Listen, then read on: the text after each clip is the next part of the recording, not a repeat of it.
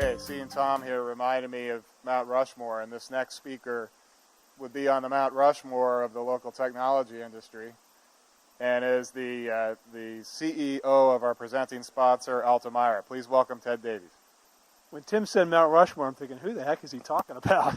that was. I've never been introduced that way, but I do. I really appreciate the time and energy that everybody's put in to bring on this event. Some of you have already been out in the field, so to speak, and seen the exhibits, been part of the fun. It's awesome. If you haven't gone yet, when we're done here, get on out there. Some of you may know, because we've been on stage already, that Altamira is an analytics and engineering company. We're proud of what we do around the country to keep our country safe. But I'm not up here to talk about Altamira. I'm up here to actually introduce two amazing speakers, amazing leaders in the educational field. The first one, and I'd like to invite Dr. Priddy and Dr. Bonitatibus up on the stage. You guys come on up on stage. And we're going to bring them up.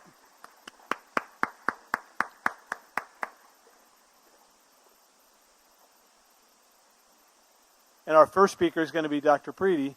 She spent the last 22 years as a teacher, coach, athletic director, senior master educator, assistant principal, and principal in Washington, D.C., the Pacific Northwest, Hawaii, and Virginia. That is a lot of ground to cover.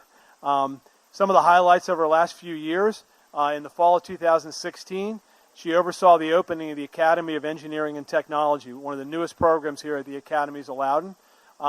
She was also the assistant principal at Thomas Jefferson High School, and she's also been a master educator for STEM in the D.C. Public Schools.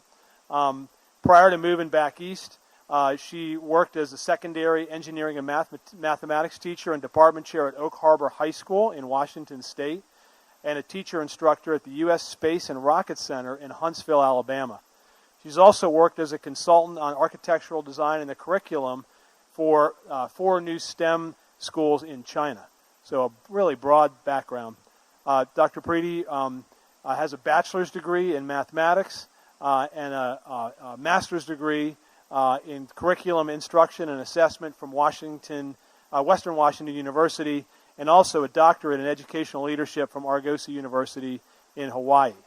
I'm going to welcome Dr. Priddy to the stage now. All right, I was coached on the mic, but I am a teacher once and always, so I'll use my teacher voice into the mic, so hopefully those of you in the back can hear me okay. I wanted to thank Washington Exec's team for inviting me to today's event and for the opportunity to speak with all of you as a superhero STEM educator. That's the title that we've been given for the day. I cannot think of a title that makes me more proud than educator. Add on the STEM and I'm truly honored, but add on the superhero and I'm humbled. In the past week since I was invited to come, I've been reflecting on the path that I've followed throughout my education and career that has gotten me to this point. For me, going back to high school, getting A's was really easy. I didn't study. It just kind of happened because of a natural talent. That didn't work in college. In college, in the first year, I really struggled because I didn't have a clue how to study. I finally figured out, though, that work ethic is important, and it's a really big part of education, and it was for my future. As a teacher, I taught mathematics, engineering, technology, and computer science, and I love them all. While teaching, I often used inquiry-based teaching methods and focused on the application of learning to the world around me. That was what makes it fun. That was what hooked me. That was what made me engaged. As an educational administrator, I have filled a variety of roles, including my recent time as assistant principal at TJ. I loved my time at TJ. It took an amazing opportunity to pull me away from that, and it was the opportunity to build my own STEM school. My current role is the inaugural principal of the Academies of Loudoun, Loudoun County's STEM magnet high school. Conceptualized over a decade ago, the Academies of Loudoun project will be completed by the start of the 18-19 school year. Our building is the largest high school facility that Loudoun County has ever built, containing over 40 specialized labs, and is 340,000 square feet on 3 stories. The Academies of Loudoun is trailblazing a new approach to STEM education by broadening the traditional approach often evident in STEM magnet programs. The mission of the Academies of Loudoun is to empower students to explore, research, collaborate, and innovate, and to make meaningful contributions to the world in the fields of STEM. At the Academy of Engineering and Technology, which we call AET, which is a 4-year program, students are able to deeply engage in the study of engineering, information technology and computer science, or entrepreneurship. All students that attend AET engage in innovation challenges and conduct research. At the Academy of Science, which is a 4-year program, students are able to deeply engage in science, mathematics, and research. All students engage in a 2-year research project. Opening next fall, Monroe Advanced Technical Academy will provide significant and relevant learning and career and technical education, which allows students to explore and innovate while preparing for 21st century college and careers. MATA, as we call it, has 26 pathway options that range from administration of justice to auto service to Cisco networks to cybersecurity to veterinary science, medical laboratory technology, emergency medical technician, environmental plant science, you name it. We are moving in that direction. We are blending these 3 programs into one school community. The design and the variations between AET, AOS, and MATA are deliberate. We are broadening the lens of STEM education in order to reach a broader and more diverse student population. We are designing programs that support those students that intend to pursue top-tier university studies, but we also intend to support students whose goal is to pursue career readiness and industry credentials. In STEM education, I believe it's time to stop pushing all of our students down one path, and that's to just a 4-year college, but instead steer students towards the path that's right for them. At the Academies of Loudoun, I am building a new school facility, and I open every day out on the construction site wearing my pink hard hat. But I'm also building a team of STEM superheroes, my Justice League, if you will, that is committed to helping each and every one of our students achieve their college and career goals upon graduation. So stay tuned for August 23rd, 2018, our first day of school in Loudoun County, and for the exciting and innovative happenings that will take place at AOL. Please consider coming and seeing us in the fall. Thank you. I believe we'll have time for questions in just a few minutes, but I wanted to have our second speaker spend a little bit of time with you first. Those of you see I have my slime in my hand. There's slime out there. I can't quite put it down, so I'm going to hold on to it. Dr. Ann Bonitatibus is the principal at Thomas Jefferson High School for Science and Technology. She is a longtime educational leader, originally in Frederick County, Maryland, and she's truly did it all there.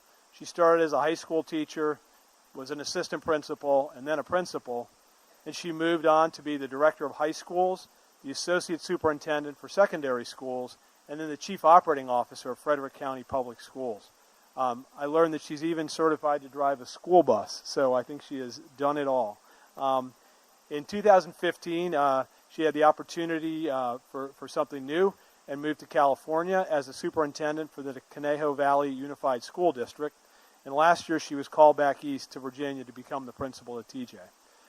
From an education, she has a BS in communications in education from the Indiana University of Pennsylvania, an MS in administration and supervision from McDaniel College, and the doctorate of education and organizational leadership from the University of Pennsylvania. Please join me in welcoming Dr. Bonitatibus. Thank you for that introduction. I'm never quite sure if I should be following a guy who has slime. Good morning. Thank you to Washington Exec for this opportunity to be here today. And I congratulate all of you for your interest in STEM and taking the opportunity to be here today and learn from all the wonderful vendors and the speakers and the panels. And it's just an honor to be here on a panel as well with Dr. Priddy, who actually preceded me at TJ. So I know she has a lot that she can teach me as well. I also have some of my parents here in the audience, so I love seeing you. So thank you for being here. Today is about superheroes. How many of you out in the audience like superheroes? Raise your hand if you like superheroes. Okay, now for those of you who are really geeky like me, you might have a preference. You either like DC Comics or you like Marvel. You know what I'm talking about, right? How many of you are DC? How many of you are Marvel? Oh, I'm going to be in a tough crowd today because my examples are all going to be about DC. So let's talk a little bit about the science behind Superman. And I know that we have a lot of students out here sitting in the audience, young people. So I'm going to ask the young people first. Can anyone raise your hand and tell me, where is Superman from? Does anybody know where he's from? Yes, sir. Where? Krypton, yes. Now there's a science behind Krypton and Earth. Superman can fly when he's on Earth. He can lift things that weigh 2 billion pounds. He has indestructibility, and he's able to recharge his power. There's a science behind all of that. There's one primary piece of science that's behind everything equated with Superman and why he's able to fly here on Earth. Do you know what the difference is between Krypton and Earth? The science behind it. Yes, sir. You have to speak way up for me to hear you. Stand up and shout.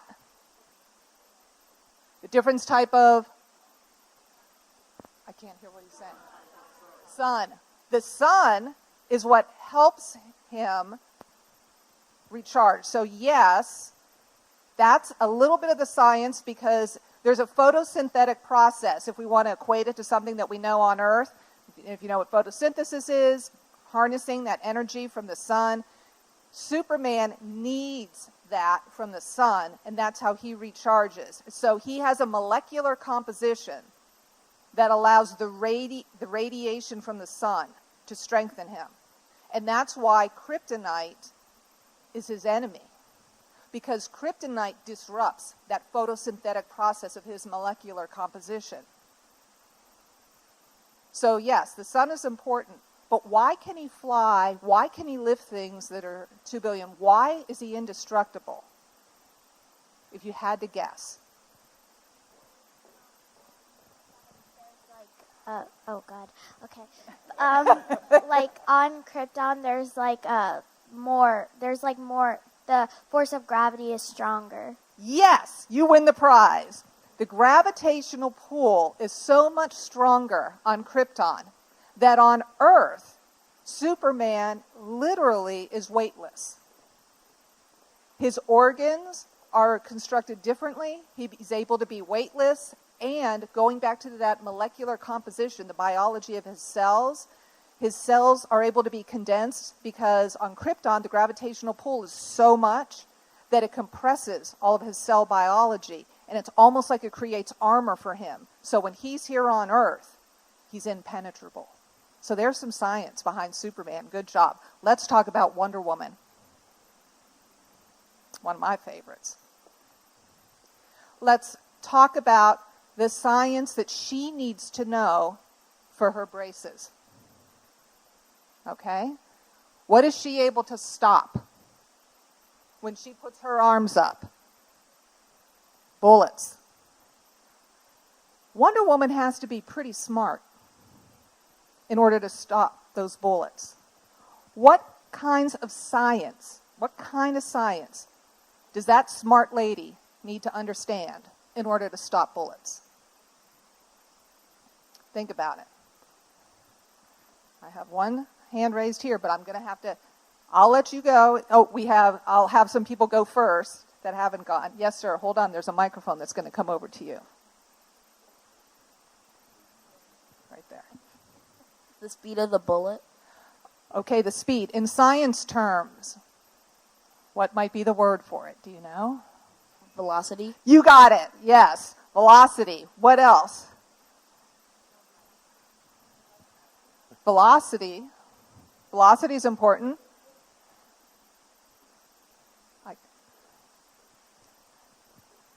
She needs to understand the rate at which the bullet is traveling at. Right, that rate is part of a velocity, the equation behind it. So very good. So with that velocity and the rate that it's traveling, you also have to know, how about the force? Force is important as well, because the force of the projectile that's behind the projectile that's coming at her. Absolutely. Any other science she needs to know? Someone was raising a hand there and there.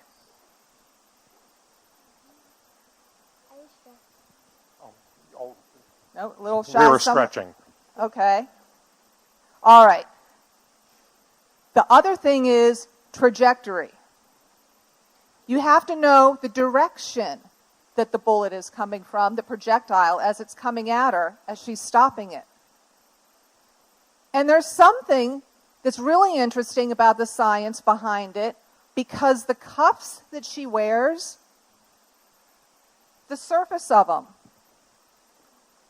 would the surface of those cuffs be flat or rounded?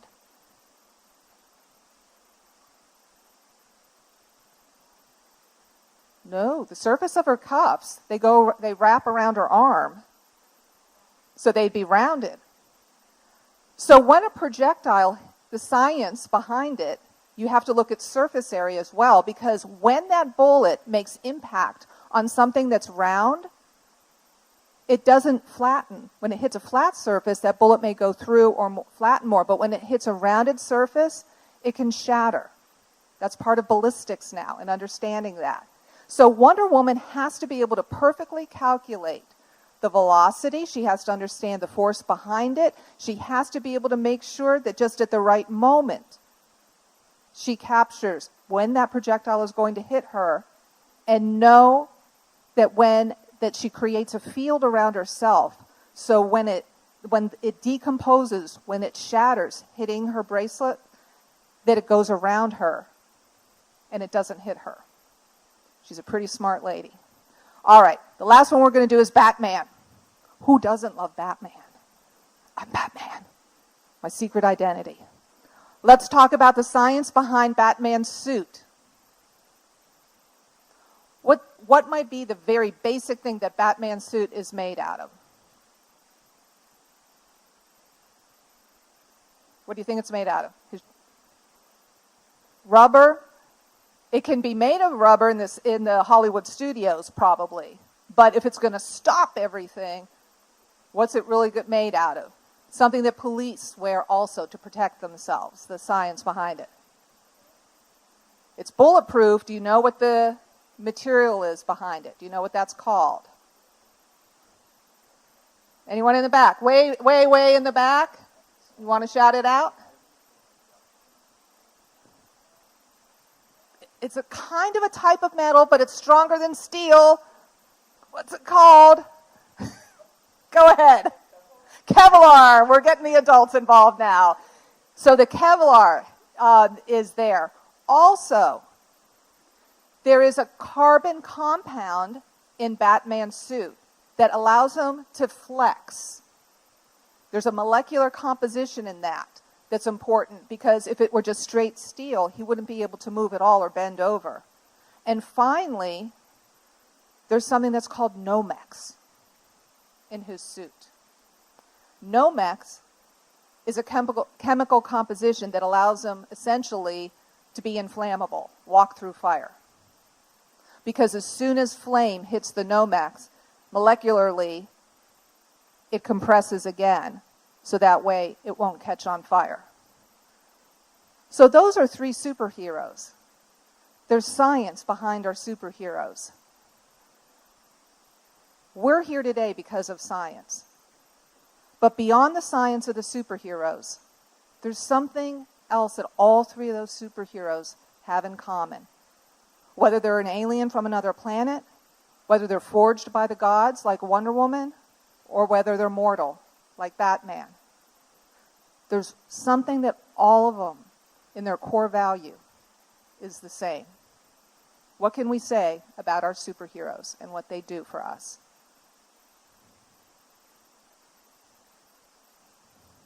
Yes, sir. They use their superpowers for good, for the greater good of humanity. That's what we do with STEM.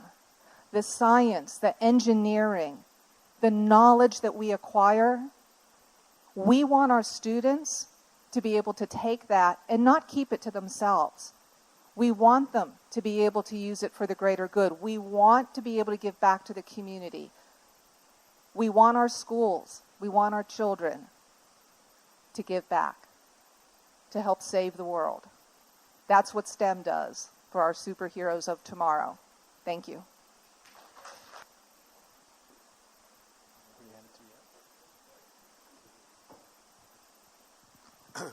Miss Ann, how is Batman a superhero?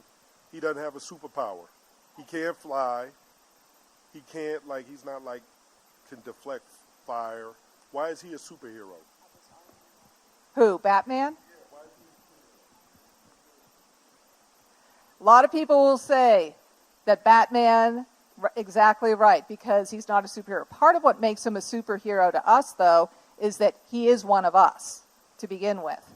He doesn't need to have another planet. He doesn't need to have an inexplicable power who's created him. He's mortal. He's man, like any one of us. And it's not. And again, it goes back to, what does he do? He's the Dark Knight.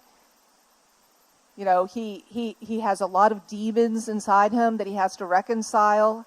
His parents were murdered in a horrible way.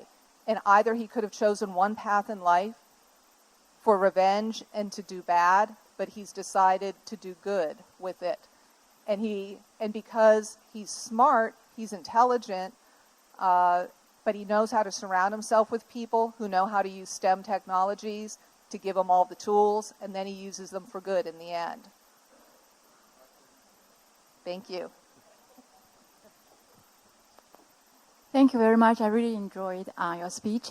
TJ has a reputation of having all the smart students, but I really like the last part of your speech. I wonder, how is your curriculum designed to inspire your student to do to use their knowledge and use their talent for the better good of society, rather than just focusing on getting good grades? And if you don't mind, I'm actually going to defer to Dr. Priddy, because she was at TJ for 4 years. I've been there for 7 months. And while I can answer it, I know she has some, so you don't mind if I turn it over and you can answer that as well. I think that there are elements embedded in the TJ culture that are really important, that emphasize service to others. For example, TJ has a student-led club called STEM Ambassadors, where the high school students voluntarily go out to most of the Fairfax County elementary schools, and they spend after-school hours just working with the elementary students. Sometimes they have fun activities, other times they have tutoring, and so they are building in service to the community just as a part of the normal culture there at TJ. I think there's some other clubs that do similar things. At TJ, we have an 8th period. It meets on Wednesdays and Fridays, and we permit students to leave during that time, and they walk over to local schools and they tutor elementary students. We have many of our students who will start nonprofit organizations in order to promote STEM with a particular focus. So we have a club that's devoted exclusively to robotics. We have a club that's devoted exclusively to females who enjoy coding. And those are just some of the few examples. And TJ knows that it has received so many resources from the community that we believe that giving back is an essential part of what we do each day. And our parents work very hard to help facilitate those efforts as well. We are also fortunate to have the TJ Partnership Fund, and while they fundraised during our renovation so we could have certain resources, they've now that the school is done, they've shifted some of their major goals now to do outreach in the community, and we're trying to focus on those families especially who don't have the economic and social capital that some of our other families have. So we're really proud of the connections that we're making in the community.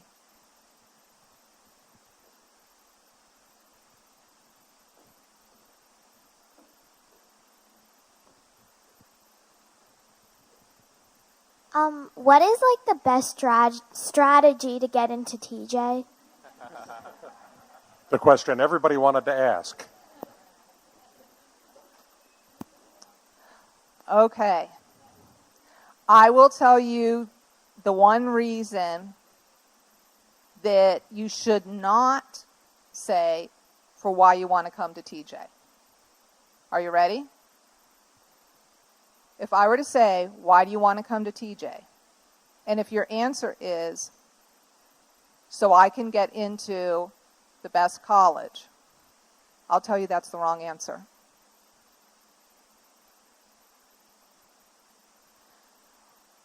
TJ was never designed to be an Ivy League preparatory high school. We are not a college preparatory high school. That is not our mission. While our students do get into top schools, I want students to come to TJ because of a love in STEM. You have to have a passion for it. The passion alone, along with hard work, can help you get into TJ. But we want well-rounded students. If all I wanted were students wearing lab jackets or sitting at a computer, that's not a TJ student to me. A TJ student is going to be someone who also plays a musical instrument, who perhaps speaks multiple languages, who has a love of the humanities as well. A TJ student is really well-rounded. They play on an athletics team, and yes, we do win. So I guess it's nice to have TJ as a potential goal or an aspiration of a school to attend, and we are a wonderful school. I worry, and I will be honest, I worry about the culture sometimes that perhaps has been created around testing and trying to prepare for a certain kind of test that gets you into TJ. We can always fill TJ with a lot of really good test takers, but that's not what our goal is. So my advice to you is just enjoy learning, follow your passions. You don't have to have it all figured out now.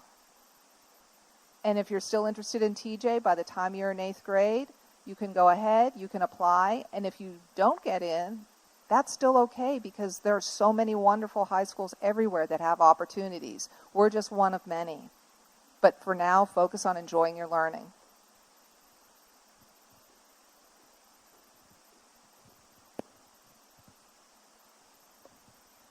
First of all, thank you, Dr. Ann, for casting the superheroes in a different light. I don't think I would ever see them, or take them for granted, So, while TJ remains a school that obviously most parents want their kids to get into, when I actually talk with some of the parents, they make a conscious decision not to, even let their kids try for TJ because there is this perception that some of the kids actually burn out. There's too much pressure on them to, study longer hours or work longer hours to kind of keep up with the pace. So my question is there any truth to this perception, or is it I don't know, and it's what's your opinion on that? The question is about, if I'm interpreting it correctly, just balance and workload and stress. In our school improvement plan, we actually have those components worked into it to start to focus on that. I would say that it is not limited to TJ at all, and I'll actually turn the microphone over to Dr. Priddy and her experiences as well, because I'm sure she's faced with that as there are students who are going to be entering her academies. But we know that just the region of the country where we are, we have very highly educated people. It is a competitive environment, and for better or for worse, that trickles down to our children and our educational processes. And we have a responsibility as educational leaders to safeguard our children from certain stressors. Our children are children. They do not need to be working the hours or going through the stress of someone who's 30. There are things that are developmentally appropriate for children of certain ages. People forget that a 16-year-old is still 16, and there's something that's developmentally appropriate for a 16-year-old. And staying up until 1 o'clock in the morning doing homework is not. And those are the things that we need to work on. We need to recognize that students, especially high-achieving students and gifted learners, like to be challenged. But I think we would all agree that being challenged doesn't mean just piling on the work until a child is miserable. More isn't always better. And those are some things I think we'll be working on. What she said. That was an excellent response.